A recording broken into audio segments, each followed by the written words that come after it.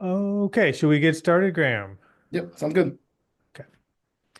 Well, thank you, everyone. Welcome to our space settlement webinar. This is the second in our public-facing series of webinars where we at Blue Marble Space think about the human dimensions of space settlement. There's obviously a lot of thought into the technology to get us to living on Mars or the moon or mining asteroids, but there's a lot of human factors and a lot of deeper questions about philosophy or meaning or planetary protection or imagining our futures that comes along with this. And so that's one of our goals is to discuss kind of the human dimensions of space settlement and just thinking about the future and our place as a species on Earth in that future. So today, Graham and I are very happy to be joined by Dr. Tony Milligan, who's a philosopher at King's College. Tony has written very extensively about human futures in space, about the ethics of space mining or development on the moon and Mars. He has a book, Nobody Owns the Moon, that I highly recommend, and has written many articles and given talks all over the place. And so we're very excited to have him here. And so Tony, we'll give you the floor in a little bit. I think, we asked Tony what he was interested in talking about. I think it's a very timely topic. These are sort of skepticisms about space activities in space. And, there's definitely the camp of enthusiasts who think, anything is going to be possible in space. And then there's kind of camps of pessimists who think, well, we'll never be able to do anything in space. And certainly reality is always between these kind of extremes. But I think, Tony had some interesting thoughts about, cases where pessimism is often misplaced, and maybe there are more things that we'll be able to do in space than everyone may think. So, Tony, welcome, and we'll give you the floor to just kind of lay out some of your ideas first. Thanks, Jacob, and Graham. Okay, good to be here. So when I wrote Nobody Owns the Moon, I set up this opposition between skeptics and enthusiasts and sort of positioned myself ethically in between the two. Because on the one hand, there are people who just want to go to the moon, understand that. It's probably ethically permissible. There's nothing particularly wrong with it. But when I wrote the book, it wasn't clear to me that there was any compelling ethical argument for us to expand space programs. I think there is now. I think developments have changed the situation. So I wasn't an enthusiast in that sense that I'm just going to say, I want to go and I'm just going to plug in whatever arguments I find lying around. This looks like a good argument, I'll plug that in. This looks like a good argument, but really I've decided beforehand. It's nothing to do with the arguments. I'm just determined to get there. So I say something like, it is our manifest destiny, or there is an innate human urge to explore, and humanity will be somehow diminished if we don't do this, or something of that sort. And I never really bought into those arguments. And then on the other hand, contrasting with just the enthusiasts, there were the skeptics, people who believed that there's something fundamentally problematic about human activities in space. My formulations of what space skepticism is have sort of shifted over time. And at the moment, I'm trying to get a more sort of normative, value-based formulation that will be interesting to philosophers. So if one wants to think about space skepticism as that kind of position, then we could say that the value of human activities in space is going to be outweighed by the drawbacks, or at least it will be finely balanced, and so there's no great gain to humanity from activities in space. I think that's wrong. I've come to the view that we really do have ethically compelling reasons to go into space, and I'll speak about those a little bit later on. But one of the things that struck me at an early point about space skepticism is that it's very different from the enthusiast position, because the enthusiast just wants to go. They're not making massive predictions about all of the wonderful things that will come out of this. Maybe they make the odd prediction here and there. And because they don't make too many predictions and they're really just committed to the project, they don't have to face the problem of the predictions continually failing. But the space skeptic, on the other hand, has a terrible, terrible track record. They keep on making these predictions about space is going to be bad for humanity for this reason or this reason or this reason. And then the predictions fail. But the odd thing is, in spite of the failure of prediction, space skepticism rolls on and it continues. It's as if the predictive failures don't matter at all.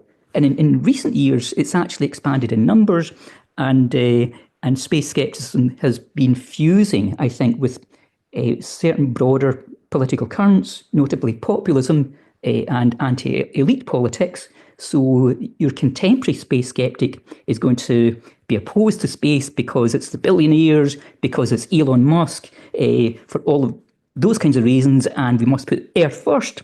We're not abandoning Earth. The billionaires are abandoning Earth. The elite's abandoning Earth. We must turn back to Earth and focus on Earth and forget these grandiose ambitions for elsewhere. And that's a broad brushstroke picture of space skepticism of a contemporary sort. But you get skepticisms creeping in from a very early stage before you have before you have space programs in the formal sense, and you begin to get the very beginnings of rocketry. There's a notorious case with Robert Goddard, one of the founding figures of rocketry, and there's this bizarre argument that emerges in 1920 when rocketry is really taking off after the First World War. And the New York Times writes this satirical but really ferociously hostile editorial saying that Goddard's a bit cracked. Goddard is someone who doesn't understand basic physics. Goddard is somebody who pretends to be an Einstein, but is just really hasn't got to the level of understanding and getting a sense of Newton. So the New York Times editorial said, well, there's a basic problem that he really doesn't understand, which is that in the vacuum of space, rockets will have nothing to push against. Now that's really bad physics. It's a real failure to understand. It's a real failure to understand Newton. It makes sense of it at the time. It's because there's all Einstein's come along and he said that there's no special ether there. So someone in the New York Times office has said, okay, there's no ether in space, nothing to push against. Rockets will reach space and stop. They won't go anywhere.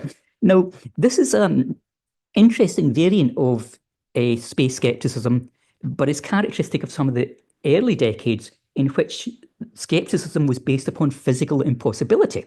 The idea that there was some fundamental physical constraint which would prevent humans from ever getting to the moon. Strangely, this is influential among a lot of people. You'll find it in I can't remember. It's Wittgenstein. Wittgenstein in Uncertainty. It puts this almost as a sort of a proposition that could never be doubted, that humans have never reached the moon. Humans never will reach the moon. And so it seems to a lot of people at the time that the sheer physicality of space will prevent any such project from happening. And you get that again in the 1950s when the Van Allen radiation belts around the Earth are discovered. People say, oh, right, well, okay, maybe the rockets will get there, but anybody inside the rockets will be dead. The radiation will kill them. And this becomes later on one of the favourite arguments of the 1970s conspiracy theories about the moon landings. Well, the moon landings couldn't have happened because any astronauts who tried to reach the moon would have been killed by the Van Allen radiation belts. Physically impossible to get to the moon. Now, that's a big prediction. Manifestly false. You know, you look at it, the prediction fails, so obviously space skepticism disappears. No, it does not. The prediction fails, but skepticism simply morphs. It changes its character and continues on.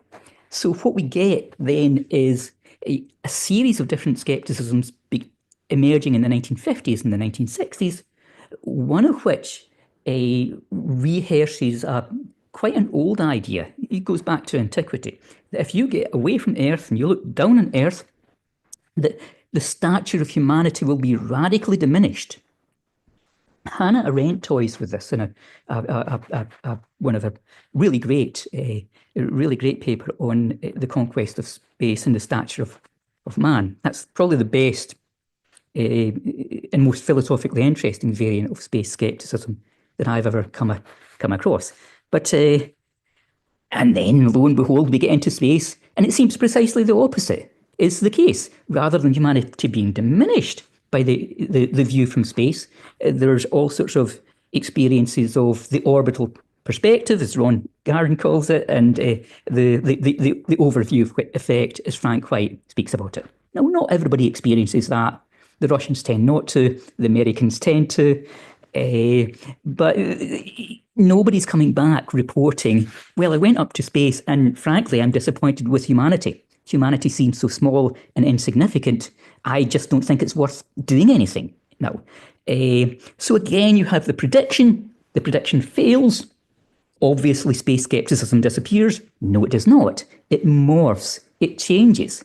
And it changes into the more socially and politically focused kinds of critiques of the 1960s. So 1964, in the middle of those early space programs, you got Amitai Etzioni writes a book called Moondoggle, in which he says, oh, this is terrible. There's going to be an enormous brain drain. The space program is going to set science back for decades. And it's vastly too costly that this is going to be this is going to impact badly upon economies, and we'll just never recover from all of these terrible things. None of that's true. Yes, there was overspending on the Apollo program, but by and large, the economic function of having a space sector has been positive. It's a boon to economies. It's not a net drain upon them, and it's certainly not the case that there was ever a brain drain. You know, the space has always been a project that allowed people to focus in a systematic and orderly way in order to further science. No brain drain that collapsed scientific and intellectual progress within societies. So the odd thing is the survival. It keeps mutating, keeps making predictions that fail, and just goes on to a new version. So the latest versions are that space programs are an abandonment of Earth, that this is why the elite love them, because the elite, if only they could, would go off to Mars and leave us all behind. So you get that with, say, Greta Thunberg in 2021. She does this along with an organisation that she's part of, Fridays for Future. They do this video, which is a mock video. It's a very good mock video. They achieved what they set out to do. And that was an advert to the 1% saying, look, we've completely wrecked Earth, but we have this beautiful, pristine Mars. And Mars is kind of arabesque in their variant of it, and it's sand dunes and so on. So we know Mars is a lethal environment. It will kill you 57 ways before breakfast, and it's not finished when that's happened. You know, it's not a soft environment. It's not a lovely place that Elon Musk or Jeff Bezos can go to and live out their dreams. But the thought there was that these people love space programs so much because space programs point away from the Earth, not concerned with the Earth. We need to return to Earth and focus on Earth. And this is a distraction. This is a distraction of our attention. In some ways, it's a reworking of the Etzioni idea. So this poses a couple of questions. I won't take up too much of the time here. One of which is, why does this phenomenon not only survive through successive predictive failures, but in fact manage to grow and more recently fuse with broader political currents, which mean that I think that over the next couple of decades, we're going to see an awful lot of politicized opposition, even protests, related to launch sites, related to space programs, and to some extent, attempts by the usual suspects to connect up with disputes, local disputes, which are not against the space program per se, but the kind of disputes that you get, say, in areas where you have indigenous peoples and space infrastructure is set down, and of course they want to negotiate the terms in which this is done. So you get the space skeptics that really heavily target indigenous people. They want to get them on board with a broader form of hostility to space programs. And my idea about why this persists is that it kind of taps into two things. One is very old and one is relatively new. The very old thing is that actually we've always been a bit awed by space from the earliest human tales. I kind of found this out when I looked at a lot of indigenous cosmological visions, and there's a sort of preference for not seeing the night sky as infinitely reaching out, which would be really alarming, but as a sort of enclosed area, like a canopy, like in the case of the Sami from Scandinavia, like a great tent. And if the wrong thing happens, if there's some kind of transgression, if a great hunter in the sky fires an arrow and it hits the pole star, the tent will come crashing down. So you've got all these kinds of fears of space that go back a long way. Even Kant, writing in the 18th century, talks about being awed by the starry skies above, and that's both immensely impressed by them, but also, it's just beyond our comprehension. You get all of these fears as well, surfacing in very odd ways in the 1970s, where you have Fred Hoyle and Chandra Vikram Singh is talking about viruses coming from space. This is where the viruses come from. Complete nonsense. Didn't stop it being taken up by some of the COVID skeptics, but absolute nonsense. But the idea is that bad stuff comes from space, that space is something to be afraid of. And this does seem to be a recurring human reaction. Not the reaction of everyone, but it's there, and it's a very old thing. So there's something faintly unsettling about space per se, and space skepticism plays upon that. But it also plays upon a more modern phenomenon that goes back only a couple of hundred years, and that is our loss of connection to the night sky. When you no longer depend upon the stars for navigation, for the timing of agriculture, when you no longer have in urban areas the kind of ready access to the night sky as a day-to-day feature of your life, you start to get a sense of space is way out there and Earth is here. And we are very, very separate. And it's this over-separation, what I refer to in some places as ground bias, that I think is a key driver for space skepticism. So the fundamental mistake of the space skeptic is that they're guilty of an over-separation of Earth and space. And you can see that in as early as the Goddard's argument. What was going on there was that somehow the basic laws of physics would prevent rockets from functioning away from Earth. Earth is here, space is there, things that work here just won't work there. And in some cases that's true, but certainly not true of rockets. It was a radical over-separation of these two domains. But you only get that over-separation once people have been disconnected from the night sky, and that's a feature of the modern era. Okay, right.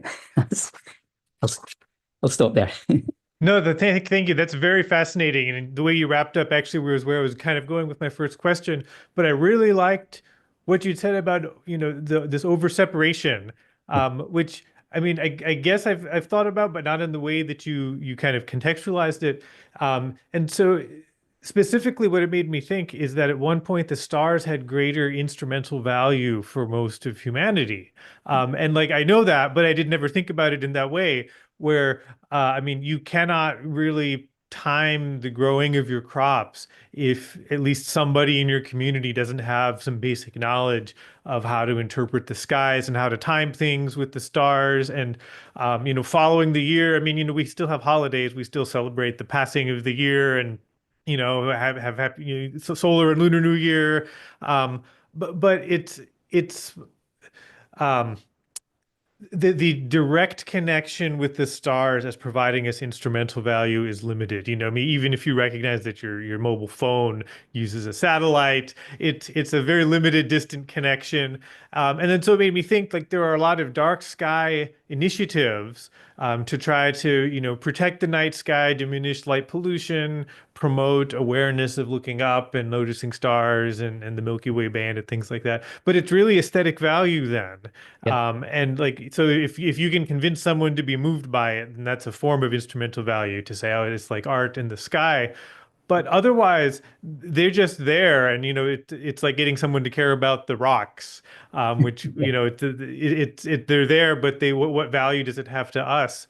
yeah, Um, and so, yeah, it's interesting that that's actually part of the space skeptics, where they're coming from and what their reasoning is. yeah. So, I'll let Graham jump in if he has something to say initially. But very, very great thoughts. I've got more that we can talk about.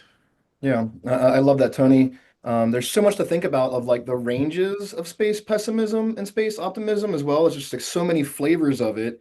There are really legitimate arguments of like ending human space exploration. Savannah Mondell has out a book called Ground Control. She's made this argument from an anthropologist standpoint. Um, but there's a lot of like flavors of space pessimism I feel that are like just very emotionally reactive right now and raw and more responding to like the politics of our current era and the wealth inequality we face and things like this. There's a very common dichotomy you see that this meme goes around every now and then on social media, goes viral, where it's like, why are we spending, billions of dollars on a Mars rover when we could be spending that money here on Earth? Like what it's as though caring for the Earth and being stewards of the environment here is inherently the exact opposite of going Mm. into space. And I see that flavor of space pessimism more than any other, I'd say. But I think it is changing. A good example, and I'd love to hear your thoughts about this, is the recent Blue Origin launch of NS-31. Mhm. It was the second all-female crew, as many people have pointed out. The very first was Valentina back in, gosh, I forget when that was, when she went up in the 70s, maybe. Yeah, She was the first woman to go up into space by herself, but NS-31 was the first all-female crew since then. And when they included Katy Perry and some remarkable people, but also two people with great science background. They did a lot of really cool experiments while they were up, but it got a lot of blowback online across the internet and social media. A lot of people were specifically pointing out that mission as being an issue with the space billionaires and people going to space for vanity. And I think I'm seeing a lot more in my own anecdotal sense, a lot more of the space pessimism shifting now away from like a lack of care to the Earth, and now it's becoming like anti-billionaire. yeah, yeah. I think that those two things, there are populist academic texts. Bruno Latour, for example, in some of his later writings, has this idea of looking back to Earth. Now, Latour's actually better than a lot of the people who pick up on his ideas, because Latour is very clear that the Earth and the Moon form a single system. That's part of where we live, and that we will have a significant space expansion, and that's not inconsistent with care for the planet. But it is this sloganizing that the elites have cut themselves off from the rest of the human community, and they're abandoning Earth. And that kind of narrative is just, I want to say it's kind of nonsense. Elon Musk isn't going to Mars. Jeff Bezos isn't going to Mars. They're just too old to get there and still be alive. Now, maybe a bit of them will get there. Something to remember them by, or something of that sort. But these guys are not going to Mars anytime soon, or indeed ever. Our chances of getting to Mars are probably higher. Well, your chances. My chances have gone. But you're in the right age bracket to consider that possibility. But I think you're right that the it is so heavily driven by short-term political considerations. It's a bizarre misunderstanding of the nature of the project. That this is a multi-generational project. This is going to set the pathway for humanity for centuries and beyond. And one decides that on the basis of who don't we like over the last 10 years. You think this is absolute absolute madness. But the example of the Blue Origin flight shows the way in which this kind of discourse has become really quite common, because there's always criticisms that you can make, reasonable criticisms of any program of this sort. And you can criticize, say, the attempt to land human remains on the moon that happened recently, and say that there was a prior agreement with the Navajo and the prior agreement wasn't respected. And you can say that, and people do, and that makes perfect sense. But there's also people who are jumping from issue to issue to issue because they just don't like space programs, and they're looking for the next issue. So it's what's this? Oh, Katy Perry. They've decided to. Katy Perry's gone. She's come back, and she hasn't said something startlingly brilliant, which will shake her intellectual horizons for decades to come. Great. And they just seize upon it, and they really go for it and say, "Oh, this is what space is about. It's the idle rich giving them all of these opportunities that are denied to the rest of us at great expense." Yada yada, yada yada yada. And what they miss there is the intrinsic connection between responding to terrestrial problems and pursuing space programs. Now, here's a scenario, an alternative history.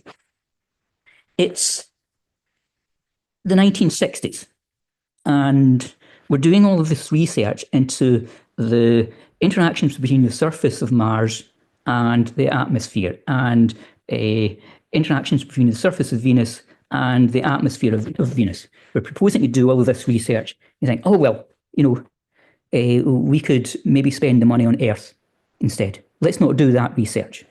Now, what you deprive yourself of then is the fundamental research that went into the recognition of global warming and the drivers for global warming and the greenhouse effect on Earth, because we recognize the greenhouse effect on Venus through that research from the 1960s and the 1970s, so that when you start to get significant volumes of Earth monitoring satellite data coming through in the early 1980s, it becomes very easy for people to say, look, we know what's happening here. We've got the Venus model. We've done all the research on Venus. We know what happens when greenhouse gases get trapped within an atmosphere and you get superheating of a planet. That's what's going on here. That's the best way to read the data. So our understanding of that key environmental process is forwarded by, maybe a decade. We would have been scrambling about in the dark if we didn't have the Venus example. Consider also the possibility that we didn't waste our time putting satellites into orbit, because that's not the surface of the Earth. Let's spend our money down here, and we end up in a situation where we try to monitor global climate change without complex, massive satellite systems. I mean, we might as well throw sticks in the air and see how they come down and guess about what's happening with the Earth's climate if you don't have that level of space activity. So it's always turns out to be the case that the planetary science conducted elsewhere improves our grasp of planetary science. Generally, it's a crazy thing to try and. It's like trying to understand games, and you only have one example. You have backgammon. You try to understand what it means to play a game, but you only have backgammon in order to do it. And somebody comes along and said, I've got this other game, and this game, and this game, and this game. And say, no, no, no, no. We can understand everything that we need just by looking at backgammon. Say, no, no, it's crazy. You look at different examples of how planetary environmental systems play out. You look at different examples of how planetary cryosystems, like ice systems, and the polar extremes, say on Mars. You look at how permanently frozen water ice towards the South Lunar Pole it functions, and all of these things tell us a great deal about how planets function, and that information is vital for responding to climate change here on Earth. So this idea of Earth or somewhere else, no, that's not how science works. You really don't do science that way. You don't decide, well, I'm going to look at one thing and only one thing, and that will be good science. No, it will be terrible science. Yeah, absolutely. I want to jump to the Q&A. And so for those watching on YouTube, we're watching the chat there. Everyone here who's watching, there is the Q&A box you can use to ask questions. Going back to what Jacob mentioned earlier about the instrumental value of stars changing through time for humanity, and kind of connecting to this idea of Earth and space being separate, Amy Welch brought up that light pollution is contributing to a separation between Earth and space. And I think I'll add to her comment there a little bit, and just to hear kind of your opinion. You know, like looking out into space, observing space as part of human history. It's our heritage, is to see the stars at night. And there is an active argument right now in the space pessimism realm about launching satellite constellations, because there's no law saying you can't put 10,000 or 100,000 satellites into orbit, and that there is no requirement for the amount of light you're shielding that's reflecting from the sun. And so even right now, you know, I live in Colorado, so we have nice dark skies. We're very high in elevation. Every single night I can look out in the sky and see a satellite constellation rolling across the sky. And this is just the beginning. There's many companies now have plans to develop large-scale satellite constellations. So not only do we have increased light pollution from our cities, but now we have increased light pollution from the heavens, from these artificial stars that are creeping across the heavens for us. I'd love to hear your opinion on this argument now that some people are having back and forth of like the value of like democratizing the internet and having wireless internet or satellite internet across the planet versus this idea of like, are we losing a human heritage on Earth? Yeah, there's in general, it's good to democratize things, but there's the pace at which that goes, and you always end up in a situation of ethical dilemmas. So being an ethicist, philosophical ethicist, you get used to one core idea very quickly, which is that everything doesn't line up. So you say, well, that's a good thing, and that's a good thing, and that's a good thing, and that's a good thing. So these are all compatible with one another. Say, no, that's kind of not how humanity lives. We end up having to make these choices, sometimes tragic choices, between one good thing and another good thing, because there's the competing considerations. So when it comes to things like the Starlink and constellations, and the way in which they're causing damage to our ability to experience the night sky, I think that's a really bad idea to be doing some of that stuff. That we have to find ways and means to prevent a vast number of additional shiny objects in the night sky. And sometimes people put them there by accident. It's nobody had an idea that the Starlink constellation was going to be just as shiny and obtrusive as it turned out to be. So what we do then is we try to learn the lesson from that and get some kind of robust regulation. But when you speak about regulation in those terms, it kind of conflicts with the narrative about how rapidly you can genuinely democratize space, because you can only really run regulations that and agreements about norms and so on between a limited number of nation states. So I think we have to accept that while the ultimate goal is to have a general human access to to space. The pace with which we do that has to match the development of political systems on the ground, which are capable of sustaining agreements about the usage of space. So I'm perfectly happy saying, this is a good idea in space and that's a bad idea. So being a critic of this generalized phenomenon of space skepticism doesn't in any way block you from saying, well, that's a good idea and that's a bad idea. It just means that you don't run from saying, well, that's a bad idea, to then saying, well, it's all a bad idea, because some of it's good and some of it carries the negative consequences. Yeah. So one thing that makes me think of is so we may lose access to some of the beauty of the night sky, but we're gaining access to traveling into space. And so, flights like, Blue Origin and some of these other flights, they may become more like commercial flights. I mean, they may be functionally useful. You can experience microgravity, but you could imagine, flights that are technically rockets that go, into low Earth space, that are used to just get across the globe very fast too. And it becomes, or, you could have a stopover at a space station, just like you would stay at a big airport. And then, you continue on to wherever else on Earth you were traveling.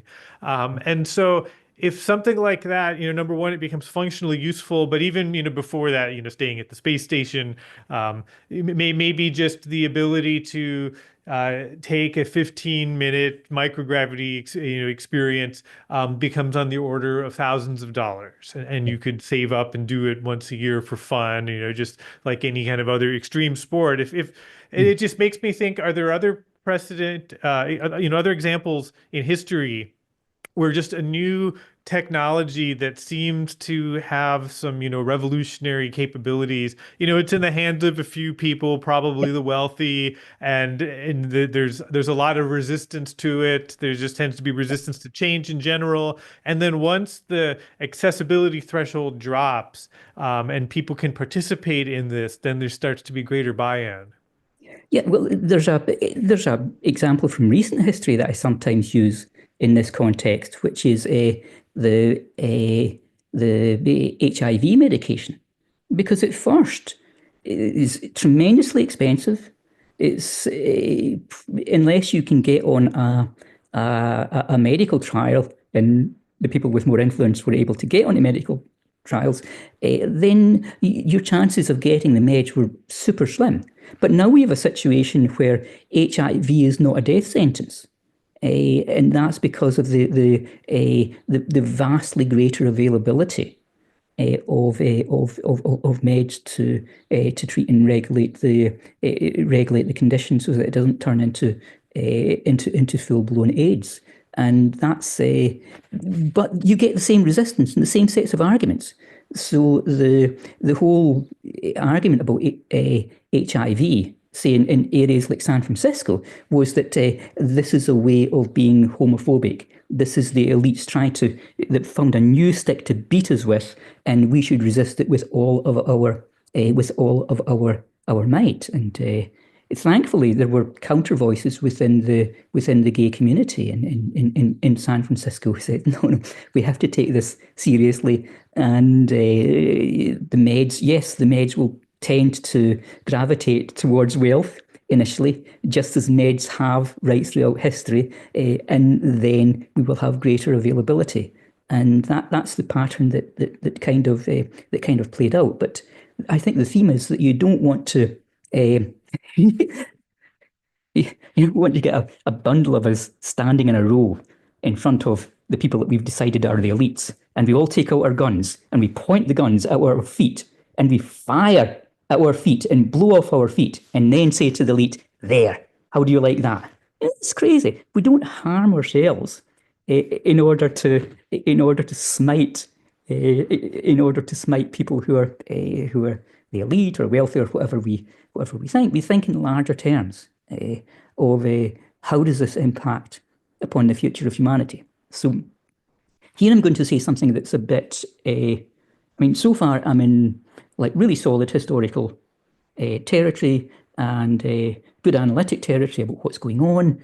with the fusion of anti-elite politics and space skepticism and solid ground when looking at things like the Goddard case and so on. But this is going to be slightly more visionary and therefore guesswork, but I hope not uninformed guesswork. So when I see something like the Blue Origin flight and the beginnings of space tourism, and it's never just tourists that go up. There's always important groups of other people, and you get a vast broadening of the range of origins of people who have gone into space as a result of these kinds of flights, and that's a great thing. But when I see that, I see the beginnings of the capability to move between Earth and orbital space, and that's fundamental. In the longer term, over the next few hundred years, this is going to be absolutely pivotal, especially to the tackling of climate change. Because once we've done all the things that we can politically in terms of behavioral change, we get to the point where we recognize that behavioral change doesn't actually stop climate change, and it doesn't reverse climate change. We still should engage in better behaviors. There's no excuse for being badly behaved, and we've been badly behaved for a very long time. But we have to think about what's going on at the most fundamental level in space programs. And that's the transition between having Earth as a closed system and having Earth as an open system. Now, what I mean by that is, in the formal sense that closed systems just have energy going into them from the outside, but otherwise they're closed. Open systems, you have materials moving in and out of the system. So if you think about the Earth as on an analogy with one of those little planetariums, with one of those little jars with all of the plants inside, and they're really great. They're remarkable things, and they work well, and they recycle everything, and they work until they don't work. And when they don't work, when things go bad, they go bad really quickly. And what you do then is you pop the lid. You take some stuff out and you put other things back in. And that's kind of where we are with the Earth at the moment. We need to shift from having the Earth as one of these little planetariums with a cork on top. We need to open it up, not just because of the enthusiasts for space want to bring things back, various platinum group metals and so on mined out in the asteroid belt, but because it's an opportunity to take toxins out of the system.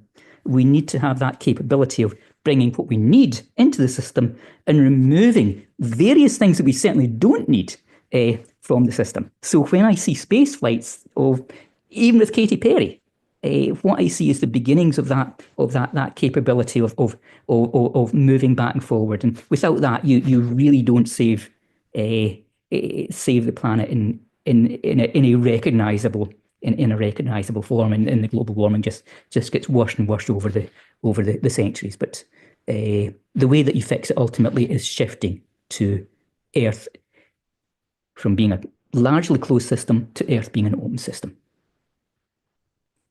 That's a very cool viewpoint. I do want to say we have a bunch of really cool comments and questions coming up in the Q&A box. Sylvain Costes spoke to the issues with NS-31. There were arguments both for and against that flight from feminist viewpoints and gender equity viewpoints. Mike Simmons has a really good comment mentioning how the IAU is attempting to address the satellite constellation issue. I would argue, Mike, that currently, though, there is no major way of addressing it, that they don't have a solution yet. If a solution is needed, we can argue that all day.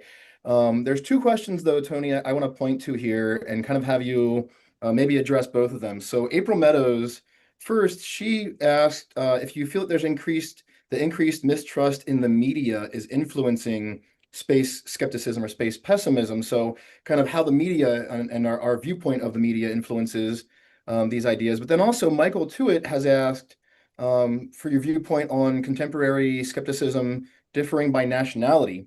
So like you mentioned earlier with like the overview effect, there's differences, like national differences and collectivist and individualist kind of the differences in how we view seeing the Earth from the outside. And so Michael's kind of asking like US versus Europe versus China and Auden, like across the planet, kind of these sweeping differences we might have to skepticism or pessimism in space exploration. Yeah, well, I'll tackle the latter question first. That largely, space skepticism has been a Western phenomenon, and it's been a Western phenomenon which has emerged among what we might say as privileged sections of society, who can afford to be skeptical about these kinds of things. And I have looked in the case of China, and you get some kinds of skepticism in Russia as well. So it's really a Western and Eurasian phenomenon in some senses, but it's the most cohesive forms of space skepticism and the fusion with that clear populist anti-elite political current. That's really a Western phenomenon. So when India tried to land on the to do a soft landing on the moon, most of the criticisms of that I heard came from the West. And it was, why aren't they spending the money on, it's as if Indians don't get to have larger ambitions about how they restructure complex economies that support the well-being of vast numbers of people. And redirecting the funds from the lunar landing would have made zero difference to how that plays out. So yes, I think that there is something that it's certainly in terms of the contemporary space skepticism of the sort that I've described. It's a tremendously Western phenomenon, which is paradoxical because by and large space skeptics say we have to be less Western, and they exemplify the whole thing, and that sense of separation from of Earth and the sky and ground, Earth and space, the over separation of these things is a strongly Western phenomena. You've got stronger traditions in non-Western countries of a continuing sense of connection to the night sky. It's like a year ago, I was over in Japan doing research and including a Daigoji temple, where they're launching a temple sat. And that's normal for them. They've got these rituals that focus on the planet Venus, and the whole structure of the temple grounds goes up towards the hills, and where there's meditation areas at the top, and you're physically looking at stars, and a really strong separation, sense of connection to space there that you get in a lot of, that survives to some extent, eroded in non-Western countries, and certainly among indigenous peoples as well. So one would think that if one is critical of Western norms, and I'm kind of, well, which norms don't you like? Which norms do you like? I think we keep the good ones and we get rid of the bad ones, and we don't just say Western per se, therefore bad. But for people who have a sense of the West is just intrinsically bad, well, why are you promoting such a wildly and almost exclusively Western attitude toward matters concerning space, which is rampantly in conflict with the attitudes towards space that you get in every indigenous people, every hunter-gatherer society throughout history, which has always had a strong sense of Earth, sky ground connection. And was it April that asked the other question? Yeah.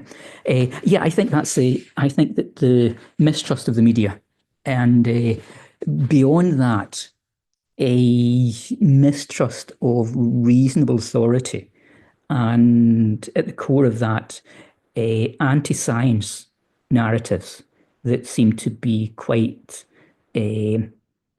strong. We saw it in the case of we saw it in the case of COVID.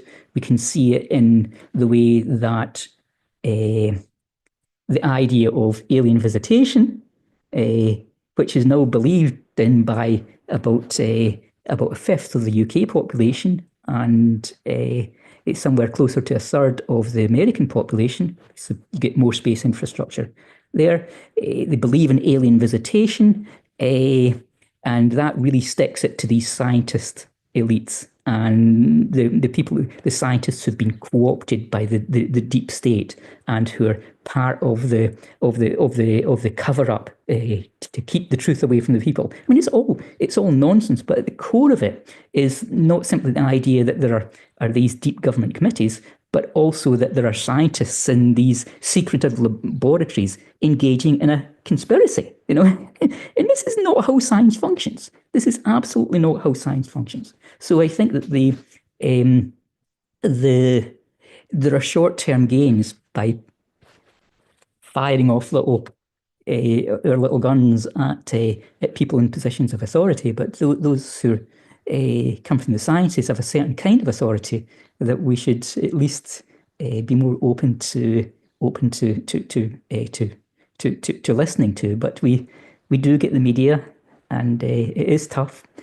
How can you compete if you're trying to explain, say, astrobiology and the scientific search for rudimentary forms of life and for signs of life and for habitability of planets? How can you compete if that's your game? And on the other hand, somebody has a show that's on every day and several times a day about ancient astronauts. It's much more dramatic and it's much more fun to talk about, you know, all the astronauts that came down and built the pyramids and gave all the instructions to the Maya and so on. Complete nonsense, and there's no constraints upon it. But there's the way in which the evolution of media, in a sense, the democratization, has also led to the proliferation of entertaining but societally damaging conspiracy theories, and it's tough to have to compete against these things.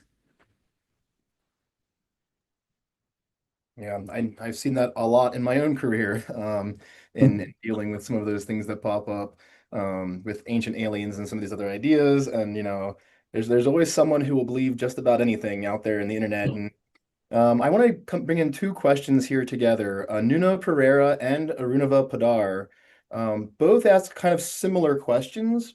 Nuno was asking kind of about how we can help, you know, people across the planet to see the benefits, perhaps, or I would argue just be involved in the conversation with more depth about what space exploration is. And Arunava wants to know how early career scientists might get involved in changing kind of the existing narrative in the conversation and just be involved in the conversation. I think both of their questions are basically kind of coming around the same issue that we have, you know, in many different facets of human study, is how do we get more people on the planet involved in these larger conversations that really do matter. Everything from politics and law to space exploration to the search for alien life to the proliferation of nuclear weapons. There's so many things happening, and these kind of questions, I see these a lot myself in my own, you know, my own conversations online. A lot of people want to know, like, how do we change the conversation? How do we get more people actively involved in learning more? And so, kind of from a more grand viewpoint, how do you kind of envision moving this conversation forward globally? Yeah, that's a really tough question because you want me to suggest something practical, and that's you know, as a philosophical ethicist, how dare you? But yeah, okay. So I mean, I do make these suggestions, and there's a team of us, Adam Fish and myself, and Dwayne Hamaker, and so on, who just got a opinion piece coming out in Nature about how Indigenous peoples and others can be involved in space programs, and that's very much driving the narrative that we don't lapse into lazy thinking and say, well, we've got some kind of critique of society, and we're just going to roll it over this domain and this domain and this domain, and we're going to roll it over space and say, well, this is all colonialist this is all like a colonialist narrative, and we fight the colonialism and so on. So we fight against space involvement. It's a crazy short-term thing. Because what you really need in terms of the survival of Indigenous peoples is that they have a role, a place within the transformed technological world that's emerging. And that means that they have to find a place in relation to the emergence of robotic systems, and they have to find a place in relation to the emergence of space technologies. And those Indigenous peoples who manage to do that will survive, and those who don't will find it much harder to survive. So it's really about making sure that inclusion takes place. As an individual, it's very tough to make concrete suggestions. But one thing I will say, because I'm an ethicist and I say this kind of stuff, is that we kind of have to be sort of hard on ourselves, not in the sense of puritanical or something of that sort, but in a very specific sense. The sense that it's tempting to lapse into lazy thinking, by which I mean that maybe we were brought up in an environment where a certain kind of political argument and contrast dominated everything. And the lazy thinking is then to apply that to a changed situation and to every new technology that comes along. So, for example, you have the dominance in Western countries, and to some extent in some of the Asian countries as well, throughout the 20th century, of a fundamental debate between the public sector and the private sector, and the good guys, you know, the people who wore the nice white clothes and the Stetsons or whatever. Well, actually, they are now the bad guys. But the good guys were the ones who said state, state, state. And we fight against the private sector doing this and that, so on. And in the course of that, in the 20th century, you had also the developments of healthcare systems and so on, state-based, which massively improved people's living standards and were tremendously good things. That was then. If we try to think of 21st and 22nd and 23rd century humanity in terms of 20th century, the dominant 20th century political debates, then it's lazy thinking. We're just being soft on ourselves. We have to kind of move beyond that. So when it comes to space, the lazy thinking is to say, well, what we'll support is certain kinds of state programs and we'll oppose the private sector. As if that is a meaningful position given the structure of space activities, where you have normal economic activity. And normal economic activity for almost the entire history of economies, with some small pockets here and there, has been a combination of state activity and private agents. You've always had those playing against each other in various different ways, and you have that within the space economy as well. You have the emergence of SpaceX and others who are servicing programs whose strategic direction is still determined by the state. So my thought here then is that the big ethical differences are not those between state and private sector. The big ethical problems tend to be environmental problems. What are we going to do to other places?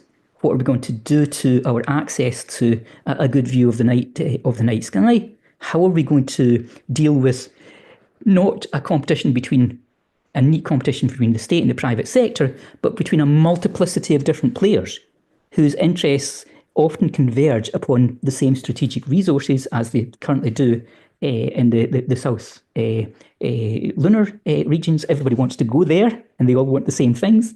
The same things there. So if someone wants to know, how do we begin to construct a narrative that really cuts against the populist space skeptic ideas?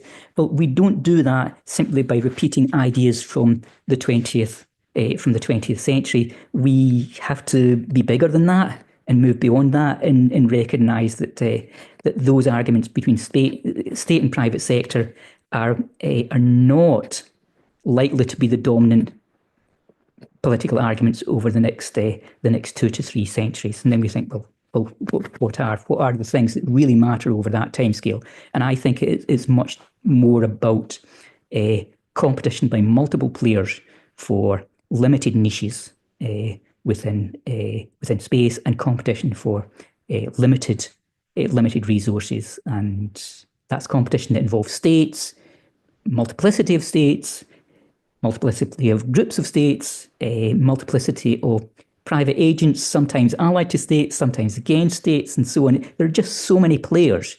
And that's you said it yourself with the constellation problems. There's so many people that want to get into the constellation business. So we quickly can reach an overload in which there are too many players chasing after too few environmentally sustainable niches, and that's the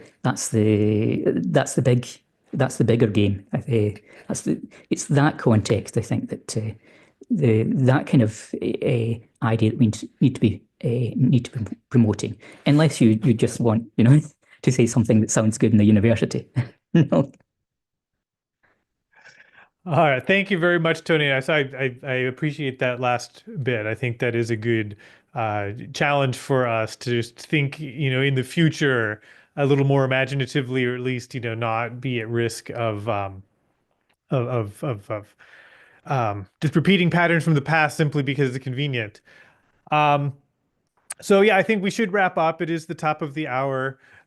So thank you again, Tony, for joining us. We very much appreciate it. Thanks to all of you who tuned in and asked questions. It was a great conversation. Yeah, I'm definitely going to see the space skeptic perspective a little differently. I'm kind of neutral myself, but it's definitely interesting to kind of have broken it apart and think about, what might be underlying that, and thinking about how to connect more with space is definitely something we should keep thinking about. So, okay. Well, thank you, everybody. Appreciate you tuning in for our webinar, and we will see you again at our next episode.